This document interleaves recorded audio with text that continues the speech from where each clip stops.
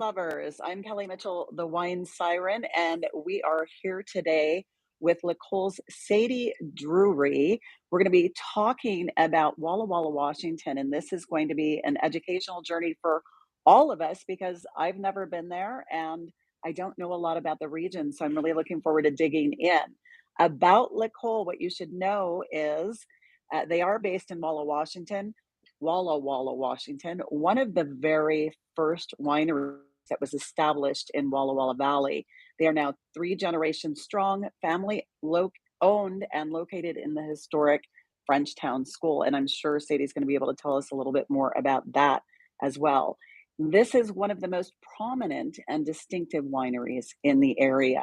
So today they're at the forefront of sustainable farming, and that's why Sadie's with us, and notably at their estate Ferguson and estate Seven Hills Vineyards. So Sadie is the vineyard manager and viticulturist for both of the vineyards we just talked about. She is a native of Walla Walla, and she's combining her passion and love for agriculture with her love for wine. She's already attended the Center of Enology and Viticulture at Walla Walla Community College and pursued her viticultural career. And then she also, in 2008, started an internship at Celle du Cheval Vineyard, where she was promoted to assistant vineyard manager. And in 2013, she joined the North Slope Management, and we'll learn more about that. She parlayed that into a general manager position, and currently she's managing 6 vineyards for LEcole, including the famed estate Seven Hills and Ferguson Vineyards. Now, not one to be underdone by achievement. She is currently the chair of the Washington State Wine Commission, board of directors, and a 2019 Power Sabbatical recipient. Also, the 2020 Washington Winegrowers Eric Hansen Memorial Grower of the Year, and 2021 Wine Enthusiast 40 Under 40 Tastemaker. I'm super happy. And Sadie, how are you today? Thank you. I'm excited to be here too. I'm great. It's a beautiful day in Walla Walla, so can't beat that. Excellent. You certainly can't. So, would you say that you might be an overachiever in this business based on all of the awards I just and participation? I don't know how much of it's that I'm an overachiever or even a perfectionist. It's just that I'm really passionate about what I do, and I think it translates to quality and participation in lots of different organizations. And you always find that as a common thread in great wine. So, it's shining through for sure. Tell us how you got into the wine business, if you would. Yeah, I think my journey is a little bit different because my journey is definitely through agriculture. Having grown up in Walla Walla, like my first job was picking strawberries, and then I worked pea harvest. And I spent a number of years training horses, working on horse ranches. I wanted to be outside working with my hands. I went to college for 1 quarter at a university and absolutely hated it. So I left college, pursued training horses. When I was 18, moved away from Walla Walla, traveled around, and when I came back, I was over 21. I could drink wine. The wine scene in the few years that I was gone really exploded to being like 17 wineries to 40 wineries. And so Wow. I did wine tasting, and I was like, I love wine. This is great. And I went on a date with a winemaker. That didn't work out, but he took me out to the vineyard. I was like, this is great. I want to be in a vineyard. And so I went to the community college. I enrolled in the enology and viticulture program and started learning how to grow grapes then. And how did your paths cross with LEcole? So I worked on Red Mountain at Celle du Cheval, which you mentioned, for 5 years. Red Mountain's a really well-known growing area in Washington, but I was commuting about an hour and 20 minutes each Oh, direction. wow. So when my husband and I had our first daughter, who's now 10, I decided I needed to apply for a job closer to home. And they actually posted a job at North Slope Management, which is a vineyard management company, the same day that my daughter was born. And I applied for the job when she was like 2 weeks old. And so North Slope Management is the farming entity that farms Seven Hills Vineyard in Ferguson. And so LEcole owns all of Ferguson and a large chunk of Seven Hills Vineyard. And so I actually got the job and then became employed through LEcole through basically the farm management and vineyard companies. Fantastic, fantastic. And obviously, LEcole loves at what you do because they've got you in their most important vineyards, right? I hope so. So you currently have two certifications in sustainability and wine growing. Can you tell us a little bit about those as Yeah, far as LEcole? Yes. absolutely. So we're certified sustainable through Live, which is an organization. And then also like through Live, when you become Live, you're also salmon safe. So salmon safe is probably more well known. A lot of people have seen that salmon logo on a bottle of wine or on a food product, excuse me. And so those are the two organizations. And then most recently, there's a new Washington, it's called Certified WA, sustainable organization. So we're working on some of them, Fantastic. and we'll probably end up with 3 certifications when it's all said and done with. Um, That is absolutely beautiful. I'm really happy to hear too that Washington's getting their own certification program because it seems like right now, and you may have noticed this, it's a little bit of the Wild West out there when it comes to sustainability and certifications. Some are doing it really restrictive, which is really good and much better for sustainability and the environment, and others are a little bit loosey goosey. So I think it's important to have those regionally, a little bit more regionally centered. So these certifications, are they third party certified or how does that work? They are. yeah, they are. So Thank like you. through, I think their sister organization is like the IOBC, and then so both with Live and Salmon Safe, when you do your audit, a third party comes out and they audit everything and they check on everything. And then Sustainable was the same way. So Okay, that's really great as well. fantastic. So tell me a little bit about the sustainability in water usage and energy reduction. Are you measuring usage year after year, and what kind of reductions are you able to obtain? So we definitely focus on water reductions. I think my organization is probably lacking on the energy reductions. And so that's something, I was thinking about this morning.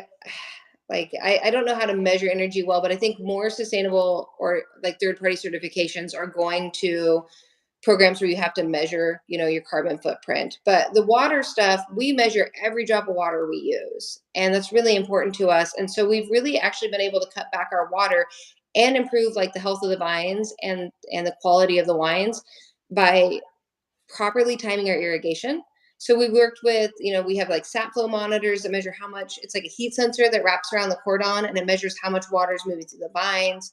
We'll have soil moisture probes. And we just use a combination of things to really make sure that we're watering at critical times, that we're getting the canopy we want and the health we want, but that we're not overwatering. And some of our vineyards, and especially at Seven Hills Vineyard, where it's not as easily stressed out, we've seen a water reduction up to half over the last 5 years. That is very impressive, and thank you for taking good care of one of our most precious assets on earth. So we really appreciate it. Um, Tell me a little bit more about your vineyard management practices and how sustainability is impacting the vineyards. So I think we definitely look at the 3 pillars of sustainability in everything we do, which, I think people think of sustainability and they want to focus on one element of it. But for us, it's definitely focusing on all 3 elements. So you're looking at, the health of your vineyard and the land, taking care of the land, taking care of the people, and taking care of your business itself. And so if we find that if we're taking care of the land and we're making good decisions and we're taking care of the people, that also kind of correlates with taking care of the business as well. They're all really intertwined. So I'll think about my day as, our most importantly are the people who farm for us. So it's really important to me that I'm never applying anything that's dangerous for them to be around. I'll never apply a product if it requires that we wear a mask. I'll never apply products that, Thank you. yeah, or that have like a 24-hour reentry period. I don't want to apply anything that's going to be dangerous for my employees at any point. So I take care of my people first. I try to pay them a living wage. We try to make sure that we offer like all of our full-time employees, you know, 3 weeks PTO, health benefits, access to a retirement fund. And then, next is really the land. And so we've made a lot of steps in reducing our pesticides, really incorporating IPM, going with the softest chemistries possible. And then the taking care of the business is making sure we have like a long-term plan. So Hmm. a lot of people have heard we're fighting phylloxera in Washington. It was believed it wasn't up here. It turns out it is. So we're coming up with a sustainable long-term replant plan. We're not just trying to ignore the problem and hold out as long as we can. So we're going to be replanting a few blocks every year and just making sure that we have the longevity and the financial health of the vineyard in mind. So we always have clients, we always have grapes to supply. Now, are there, well, first of all, let me go back to the not using anything that requires a mask. So, that would eliminate most synthetic type of pesticides. Is that correct? If Not not all? really. So, Okay. believe it or not, like one of the most dangerous things that we spray and has the longest reentry is sulfur, and that actually Wow. is a um, organic chemistry. Compound. Yeah. Yeah. So if we're using a softer chemical, we have our guys wear like an N95 mask, but we don't. But nothing we apply requires that they wear the mask, and then we definitely don't apply anything that requires it to have the, oh, what's it called? The cartridges, uh, the Oh, more, those gas masks? yeah. So definitely don't apply anything like that. And it's not even a real gas mask, Yeah, but like the higher step up. So absolutely. look at that. I don't want to apply anything where we have to wear those kind of masks, and so we're really careful. The guys all wear their PPE. They wear aprons and gloves and an N95 mask, but and they have shoes just for spraying that stay at work. So we do all the things, but we're really careful that we're not applying like the dangerous stuff. And Absolutely. softer chemicals correlate with, you know, taking better care of the good things in the vineyard we want to keep around as well. So Definitely. So, what are the practices that you've employed that have resulted with the most impact, positive impact for the vineyards and or the planet? so we do a lot of compost, and I think that compost is one of those things that's a little debatable. Farmers will tell you you have to apply a lot of it to make a difference. But there's a really cool number out there that if every farmer put like 3 tons of carbon back into the soil every year in some form, we would basically stop climate change. So I look at that as like me partly doing our part, composting, as well as taking care of the planet. I think making sure that we have really good biodiversity areas around our vineyards. Farming vineyards is monocropping. People don't want to believe it, right? Because you have these beautiful grassways and everything, but we do a lot about incorporating native plants, native sages and flowers and things, and then we put up native bee boxes. And we're just really careful about what we spray and when we spray it, so we're never harming our pollinator population. Love it. That's so important. So absolutely important. How has climate change affected the wine growing efforts in Walla Walla Valley? Probably the same as everywhere else. I think we're just seeing more extremes. It's like we've seen hotter summers, we've seen warmer springs, but then we've seen later frost events, or we've seen warmer falls with earlier frost events, and it's just that big extreme where climate change is causing a bigger swing in temperature. So 2021, we blew out our previous high record of like 116 degrees in Walla Walla and went up to 118. So that was really hard. 2022, we had a week of snow in April after Budbreak, and it was Oh just my really God. terrifying. And so I think that these are these weather events that have always existed, but now we're seeing them in a more extreme form, and that's really makes farming more challenging.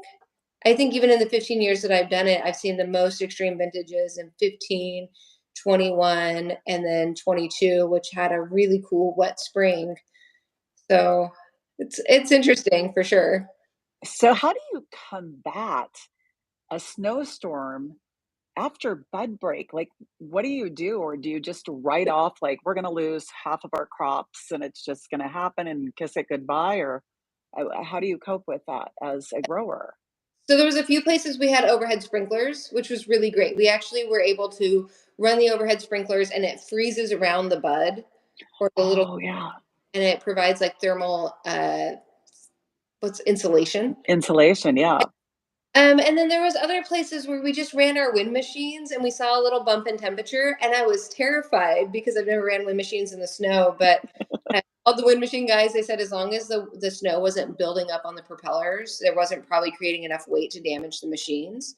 So Fantastic. Walla Walla had this really interesting event in 2022 where everybody was running their wind machines 12 hours a night, and the whole state like basically ran out of propane on the last night of the event, and we were like all kind of holding our breaths knowing that if we had one more cold night we wouldn't have propane to save the vines, and it warmed up and everything was great and we didn't see a crop loss. So Thank God. Like that is definitely a cliffhanger. Okay, the other thing I wanted to ask you is as far as the practices that you've employed or that you employ, you mentioned compost, and I think that that's a super important message for everybody to get out there and to put pressure on the people that may not be using it to use it. Because if every farmer you said used how much, what percentage was that? I think I heard if you put 3 tons an acre of carbon back into the soil. 3 tons of And acre of carbon back into the soil, which is compost, yeah, then we will do what? basically stop climate change. And that was one number I heard read from one scientific article. That's just one number. Absolutely. No, but it's like, I mean, this, we're so overwhelmed by current events and the drama that's happening, Hmm. and then we've got climate change on top of everything else. And if that's something that's solvable, wouldn't that be a beautiful thing? Absolutely. Yeah. What do you love most about this job? Working outside. It was never intended. I'm in an office right now. I was never intended to work in an office. I was always meant to be outside, working with my hands. So that's really great. I also get to work with really great people. Both the winemakers and my employees are amazing. So that's a good added bonus to working outside.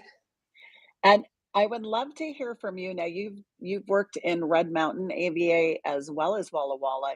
Can you give us a little profile, kind of a general profile, quick general profile on each AVA and what some of the benefits are to the Walla Walla region that Yeah. you've noticed? So Red Mountain is very different than Walla Walla. It's very dry. It's almost desert like. They only get, 4 to 6 inches of rain there a year. So it's really cool. They have more sandy soils. They create a lot of wines with a lot more muscle, and really like cab shines on Red Mountain. And Walla Walla cab also shines, but it's a lot more softer of a cab. It's still not soft. I'm not going to say Walla Walla cabs are light or anything, but they're a little more approachable and better balanced, I think. Walla Walla has heavier soils. We have more of a loam based soil. We have more rain, anywhere from where I'm at about 10 inches a year to the other side of the valley that's about 20 inches a year. And I think Walla Walla can grow anything really well. It's both like a blessing and a curse in some ways because we're not known for a varietal, but some of the top scoring Syrahs come out of the Walla Walla Valley. There's some really good scoring cabs that come out of the Walla Walla Valley. There's some really amazing just Grenache, white varietals, some off the wall stuff, and we do it all really well. Sounds like I need to return to Washington. Can Yeah. you tell us a little bit about this photo? That is Seven Hills Vineyard. So that's from the gazebo looking down at Seven Hills Vineyard. That's a really great photo because if you look, you can see the vineyard's a little bit shaped like a bowl. So there's some blocks that are south facing, there's some blocks that are north facing. We have different row orientations. And overall, I think Seven Hills Vineyard makes the best wines because there's all these blocks that each bring something different, and you create these blends that are just absolutely beautiful. And then this photo. That's Ferguson Vineyard. So Ferguson is up at the top of the ridge. It's only about a half mile from Seven Hills Vineyard, but the elevation is much higher. Seven Hills elevation is about 1,000 feet. Ferguson's up to almost 1,500 feet. And it's planted up on this ridge where the soils are really thin and the grapevines can get the roots down in the basalt. So you may have another photo that shows that really cool where there's a thin layer of windblown lust. That's it on top of the basalt right there. Oh my goodness. So is this Ferguson as well? That is, yeah. Fantastic. What an incredible, like, dynamic to have in the vineyards. Yeah. That is absolutely beautiful. Well, this has been eye-opening. I hope we can stay in touch because you are a vast amount of information and you know two very important AVAs extremely well, and you're top at what you do. So I'm absolutely honored to spend this time with you, Sadie.